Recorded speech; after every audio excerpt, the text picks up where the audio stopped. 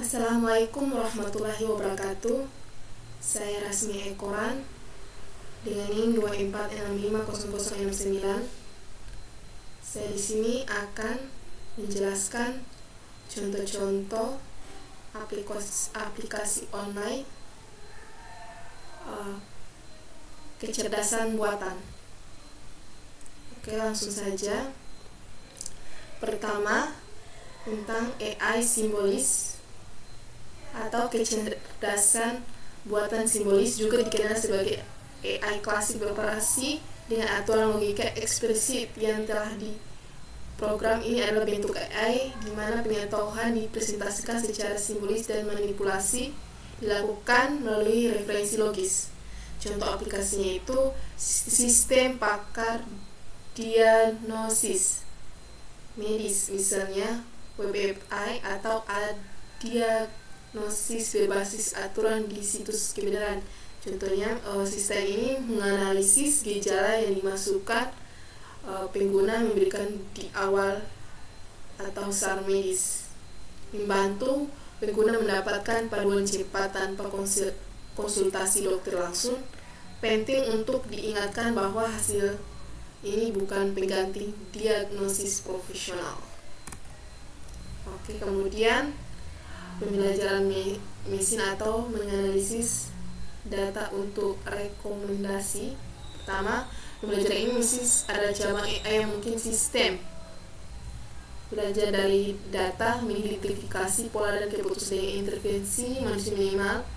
Ini adalah fondasi banyak aplikasi modern yang kita gunakan setiap hari. Contohnya aplikasi sistem rekomendasi Netflix, hingga pada saat kita menganalisis data perilaku penonton film yang kita tonton itu, pada saat kita nonton misalnya video masak, kita tonton 5 detik, kemudian dia kasih rating, kasih referensi, sehingga pada saat kita buka di bawah semua video masak.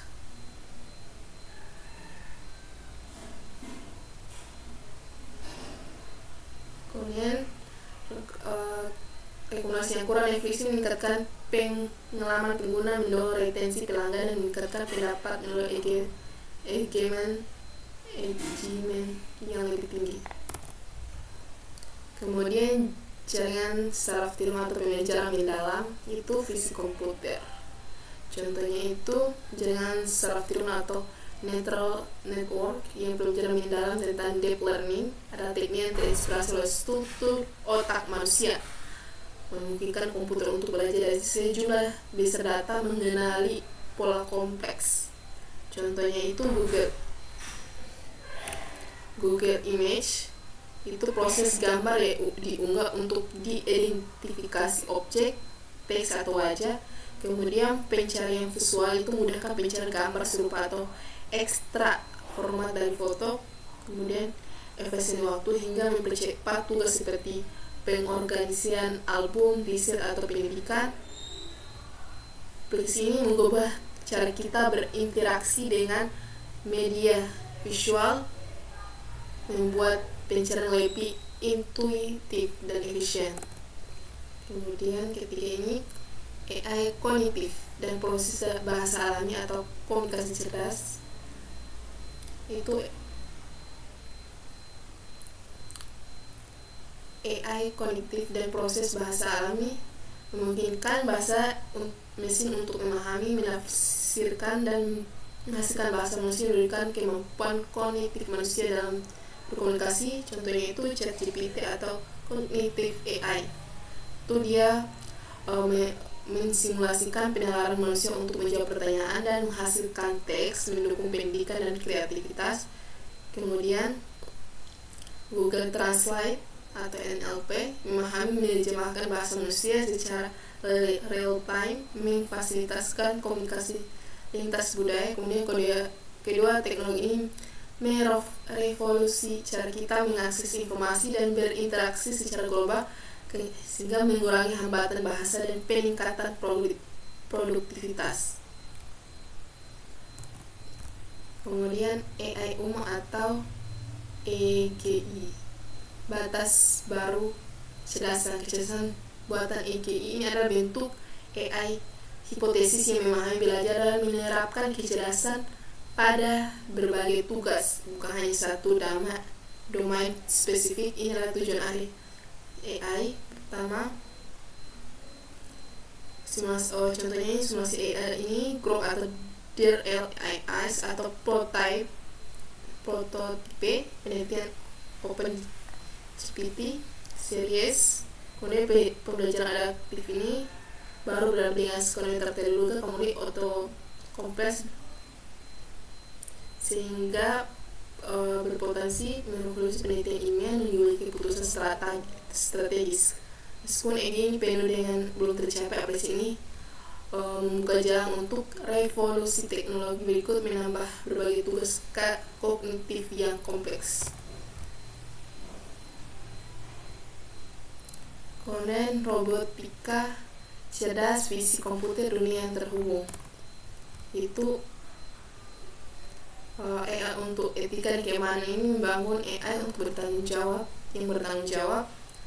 seiringnya berkembangnya AI, pentingnya untuk memastikan bahwa teknologi ini dikembangkan dan digunakan secara etis dan aman.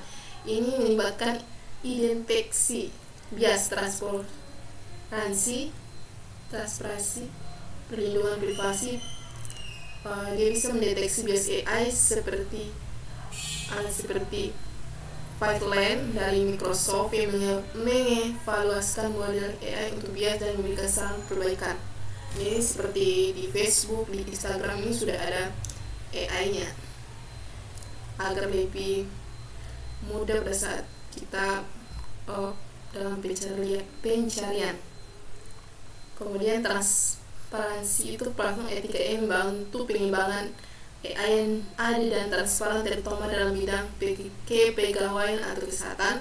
Kemudian dia juga ini bisa melindungi privasi, memastikan kepatuhan etika, melindungi privasi pengguna dan mencegah diskriminasi.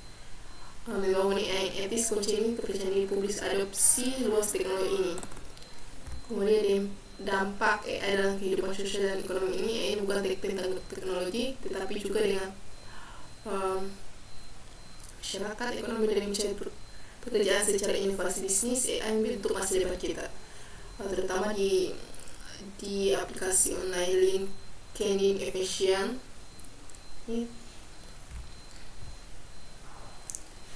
Pertumbuhan, kemudian pencocokan Edison Vision ini, pencocok pekerjaan ini untuk menggunakan AI untuk menganalisis profil dan merekomendasi pekerjaan serta koneksi.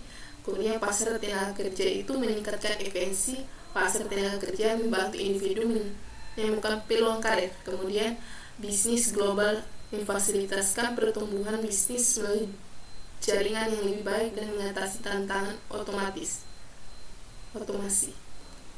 Ini AI ini di platform seperti LinkedIn adalah contoh nyata bagaimana teknologi ini mendukung ekonomi dan meningkatkan kehidupan sosial, menciptakan peluang baru dan koneksi yang berarti.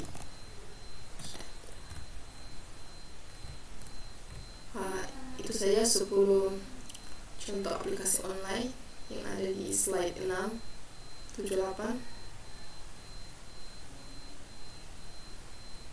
Saya ucapkan wassalamualaikum warahmatullahi wabarakatuh. Sekian, terima kasih.